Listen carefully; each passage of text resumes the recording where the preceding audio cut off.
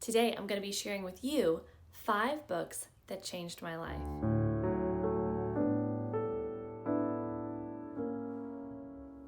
Hey, this is Ginger with Element of Fun Organizing. Thanks for joining me today. We're going to be talking about 5 books that changed my life, and we're going to start with this one. This is Getting Things Done by David Allen, The Art of Stress-Free Productivity. I have read this book multiple times. I've led book discussions on this book. You can see my notes. One of the things David Allen taught me is it is totally okay to geek out over productivity. In fact, some people think it is cool to geek out over productivity and organizing your thoughts and your tasks and your calendar.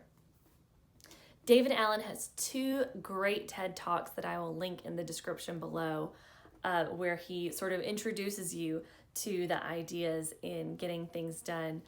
Something else that I really learned from getting things done is the importance of getting your thoughts, your ideas out of your head and into a trusted system, whether that is some sort of organization system on your phone, like a note or a list or an app like Monday.com or Asana, something that organizes your thoughts for you, getting it out of your head and into a system.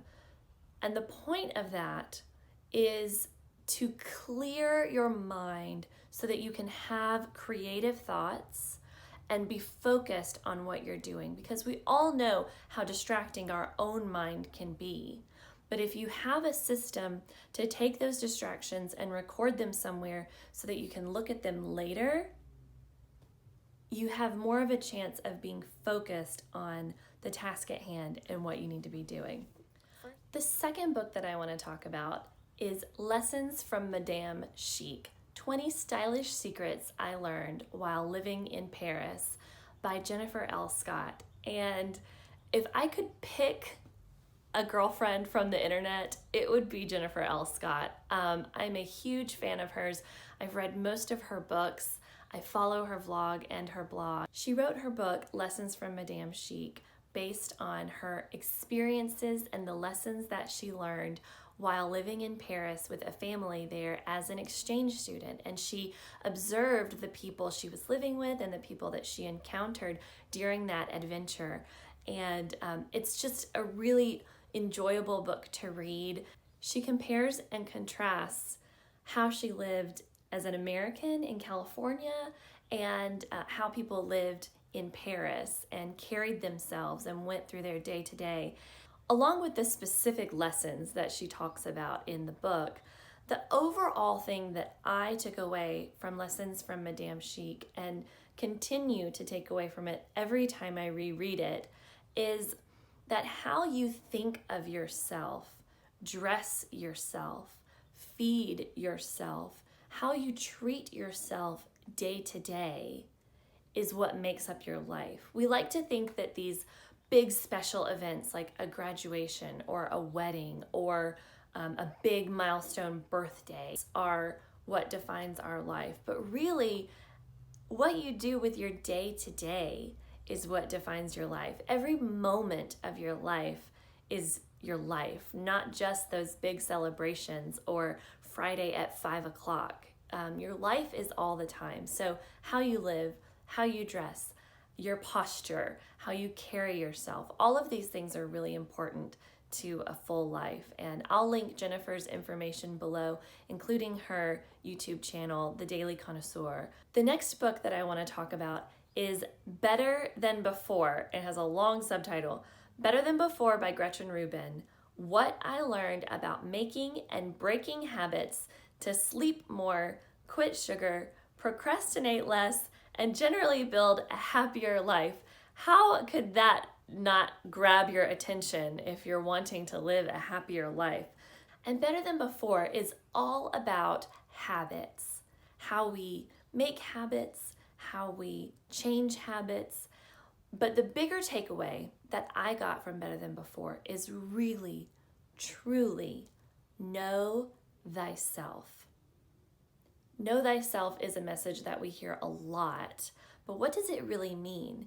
It really means knowing what works for you and working with yourself, working with your personality, working with your eccentricities instead of against them. Gretchen Rubin really goes into detail about different ways to know yourself, such as her 4 tendencies, which went on to become a book of its own. I learned from reading Better Than Before that I am an obliger of the 4 tendencies, and that immediately resonated with me and made so many things click and make sense about my own behavior and decision making and habits.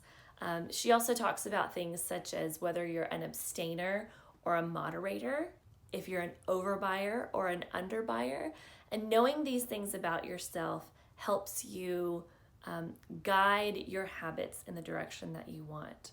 The next book I want to talk about is The Magic of Thinking Big. Acquire the secrets of success, achieve everything you've always wanted by David J. Schwartz. This book was actually a recommendation from my husband, who historically has not been into the self-help, self-improvement, motivation genre like I have, but this was one that I had not read that he absolutely loved. And man, if you want a dose of rah, you can do it, dream big, anything is possible, this is the book for you.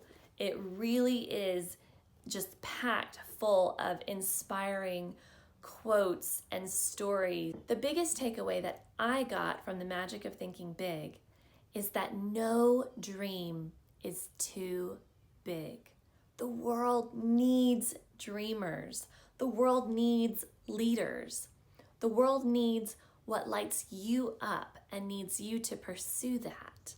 The 5th book that changed my life is Developing the Qualities of Success by Zig Ziglar, How to Stay Motivated. Now, I think this is actually a series of Zig Ziglar books, but the one that I have read or really listened to is How to Stay Motivated. It's volume 1 in the series. And I actually had this on an audiobook on Audible years ago and would listen to it over and over in my car on the way to and from work when I still had my 9 to 5 or 9 to 9 or 7 to 11 job. This audiobook just always set me in a high frequency and really got me motivated and pumped up for whatever I was doing that day. Ziglar is such an engaging and enthralling and humorous speaker. He just has an electricity to him that is contagious, and I love listening to him. In fact, I would recommend listening to or watching Zig Ziglar over reading his books because his delivery is so powerful and, like I said, engaging. He's just a really dynamic speaker, and I highly recommend listening to or watching him. The biggest lesson that I got from How to Stay Motivated is to ditch your victim mentality, ditch your excuses and the baloney that you tell yourself about why you can't do what you want or why you can't do your best right now. A lot of times we may be in situations that we don't love or that we didn't ask for or that we really want to get out of, but that's not an excuse to not give it your best. Zig Ziglar talks in How to Stay Motivated about the idea of how much more energized you feel when you come into work and you give it your all and you're engaged and you're focused, and even if it's not where you want to be, you have such a better day when you're trying your best and giving it your all, as opposed to when you come in and you put your head down and you're checking social media and you're avoiding the boss and you're procrastinating. At the end of the day, you feel more drained when you've distracted yourself all day than when you've actually done the work that you maybe didn't want to do. And that's a really interesting dynamic. This goes along the lines of Flow, which is another book. If I had to give a bonus, it would be Flow by Mihaly Csikszentmihalyi. That's sort of what's happening when you engage with something, even if it's not what you really want to be doing, but you put your whole self into it. You get into this state of flow and it gets lots of really good chemicals flowing to your brain. So if you want to hear more about flow, let me know in the comments. Those are the 5 books that changed my life that I wanted to share with you. Please leave me a comment below and tell me a book that changed your life and how and why. I want to hear from you. I look forward to doing more videos like this and engaging with you. Be sure to like this video and subscribe for more.